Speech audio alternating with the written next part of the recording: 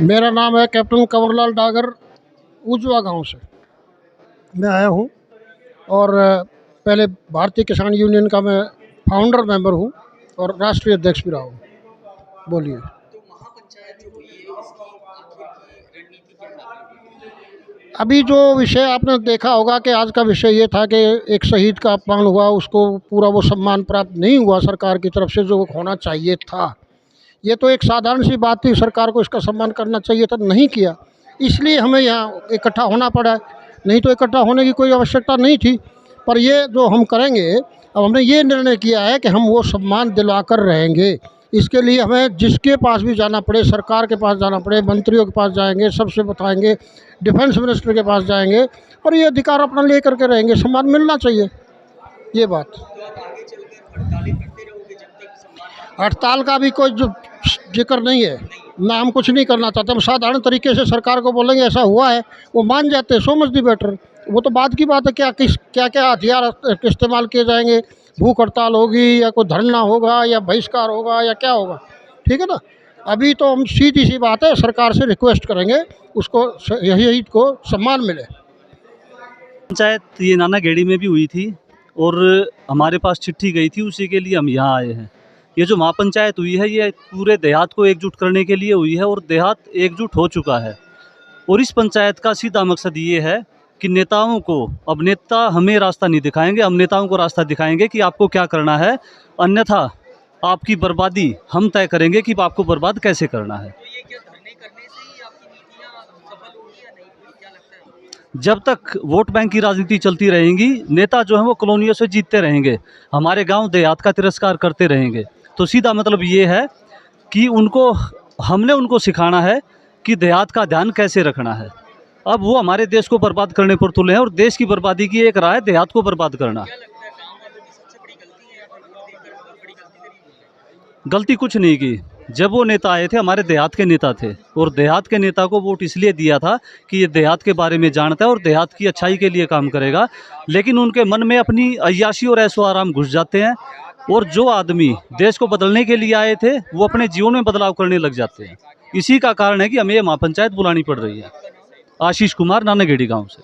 वो कमेटी मेरे भाई शहीद शिव कुमार को न्याय दिलाएगी और अपनी जो सरकार है उसको इस कमेटी के सामने झुकना पड़ेगा और उसकी मांगों को मानना पड़ेगा। आगे की रणनीति क्या है? आगे ये इनकी शनिवार को 5 तारीख को मीटिंग है, उसके बाद मीटिंग में ये निर्णय लेंगे क्या क्या क्या क्या कार्य किए जाएंगे। अभी इन्होंने स्पष्ट नहीं किया है अभी कि भाई आगे क्या कार्य किए जाएंगे। आपको जो गाँव वालों का सहयोग मिला है उस पर क्या कहना चाहोगे? मैं ये कहना चाहूँगा, जो आज हमारे 720 गाँव ने हमारा सहयोग किया और यहाँ आके और हमें जो सम्मान और मान दिया है, हमें एक उम्मीद जगी है कि हो सकता है कि मेरे भाई को पूरा न्याय मिले। जी, मेरा गांव नानाखेड़ी है, नाम मेरा बंटी है। जो आज इस महापंचायत का आयोजन हुआ, ये हुआ है कि शहीद शिव कुमार को उसका सम्मान मिलना चाहिए। मेरा निवेदन है सरकार से भी, क्षेत्रीय विधायक से, कि आखिर हमारे समुदाय के साथ ये ऐसा क्यों होता है। कोरोना वॉरियर्स को उन्होंने 1-1 करोड़ रुपए दिए हैं। बात यहाँ पैसे की नहीं है, बात है सम्मान की।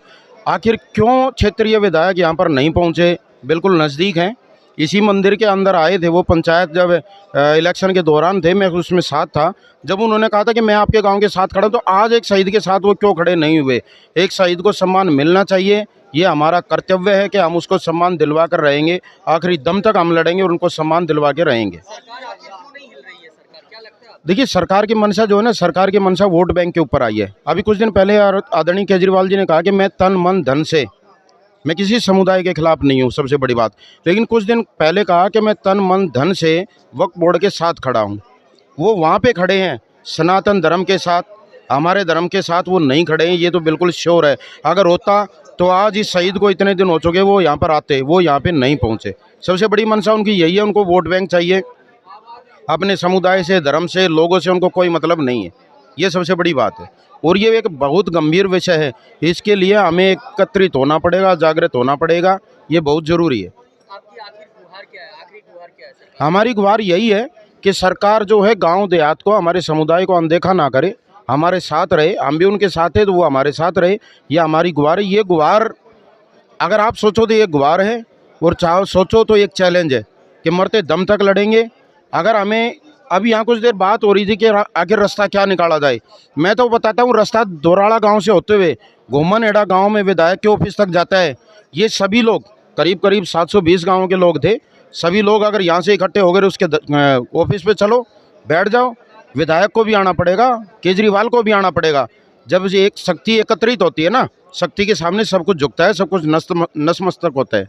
तो आज महापंचायत हुई है, इसका निर्णय हम ही इसी गाँव वासियों ने लिया था, क्योंकि दिल्ली सरकार की अनदेखी जो थी, जो शहीद शिव कुमार के साथ में की गई, वो हमारे से बर्दाश्त से बाहर हो गई थी।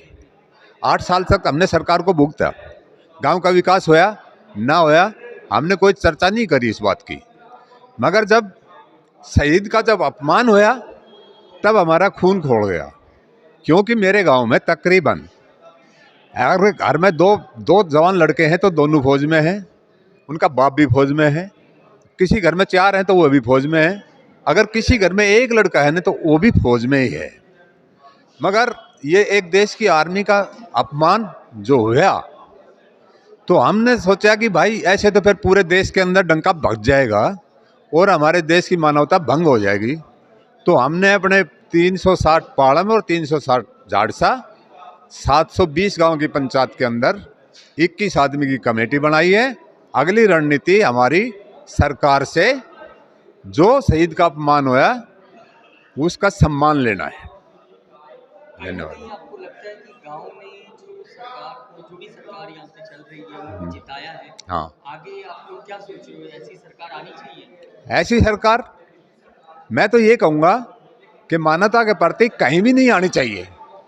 जो प्रतिनिधि जनता के हित में काम ना कर सके उसको सरकार में जाने की जरूरत नहीं है। आपका नाम?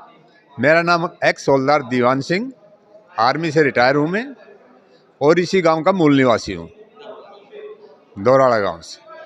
इसकी जो रणनीति है जी वो सबके सामने था कि भाई सबने अपने अपने विचार रखे।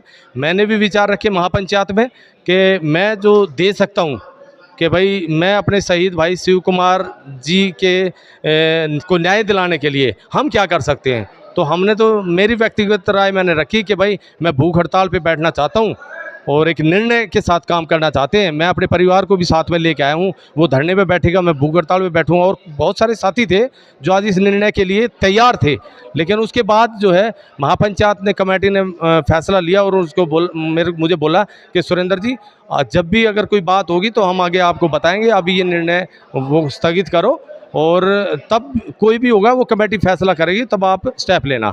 तो मेरा कहीं ना कहीं सरकार की बहुत बड़ी खामियाजा है यहाँ पे सरकार। देखो जी, खामियाजा तो इतना बड़ा है कि जब शमशान घाट तक अगर अच्छे नहीं है तो अंतिम यात्रा मतलब सबकी वही निकलनी है, चाहे वो 1 रुपये का धनी हो चाहे करोड़ों का धनी हो, सबकी वही अंतिम यात्रा जानी। जब शमशान घाट तक सही नहीं है तो क्या है, एक शहीद की जो है अंतिम संस्कार होने का जो वो था प्रक्रिया थी, वो आप सब ने देखा है, पूरे देहात ने देखा, पूरे देश ने देखा है। तो दिल्ली सरकार, केजरीवाल की जो सरकार जो गुजरात में जाके, हिमाचल में जाके, हरियाणा, पूरे देश में जाके बोलता है कि मॉडल देखो दिल्ली का, तो आज वो मॉडल कहाँ है? यहाँ का जो विधायक है वो कहाँ है?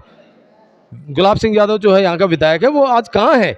कहीं नज़र नहीं आते हैं। और एक शहीद को सम्मान के लिए आज फिर समाज यहाँ खड़ा। मैं तो बोलता हूँ कि नेता को वोट देते हैं, नेता वोट लेके और अपने परिवार को पालने में लगे जाते हैं, उसकी जो है संपत्ति इकट्ठा करने में लग जाते हैं, और फिर वही दिन आते हैं कि लोग फिर समाज जो है महापंचायतें शुरू करते हैं, फिर जो धरने पे बैठते हैं। तो ये नौबत आनी ही नहीं चाहिए।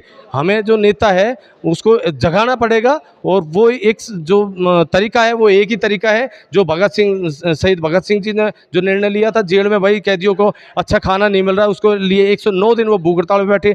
पंडित जो है अपने चंद्रशेखर आज़ाद जी, उन्होंने निर्णय लिया कि मैं आखिरी दम तक जो है अंग्रेजों की गोली खा के नहीं शहीद दूंगा, और वो शहीद हुए तो अपनी गोली वो करके, एक निर्णय था उनका। और आज एक निर्णय जो है महापंचायत के सामने मैंने भी रखा था जी, मैं बच्चों के साथ यहाँ पहुँचा था, और निर्णय जो है उन्होंने स्थगित कराया। और उसके बाद वो कह रहे हैं कि भाई महापंचायत के आगे जो बात मतलब कमेटी बोलेगी तो उसके अनुसार आपको चलना है। मैं बोला जी ठीक है। तो मैं शुक्रिया अदा करूंगा कि इतनी बड़ी महापंचायत यहाँ पे हमारे भाई शहीद शिव कुमार को श्रद्धांजलि देने के लिए आए, सम्मान दिया उन्होंने। और उन्होंने आज एक टीम गठित की है उसी महाका में से, पंचायत में से, कि वो 21 आदमी एक मीटिंग और रख के और उसमें आखिरी फैसला लेंगे। तो आपको क्या लगता है जो सहयोग आपको मिला है महापंचायत का इतने सारे 720 गाँवों का, हाँ तो कहीं ना कहीं आगे जाके इसका जरूर फल हाँ, मिलेगा? देखिए 360 + 360 ये बहुत बड़ा रेशो है कि इस एरिए में इतना बड़ा रेशो आया, वो भी महापंचायत में दोनों खाफ का। और मैं उनसे यही आग्रह करूंगा जो उन्होंने कमेटी बनाई है कि मेरे भाई के सम्मान और अधिकार के लिए जल्दी से जल्दी कोई फैसला करें।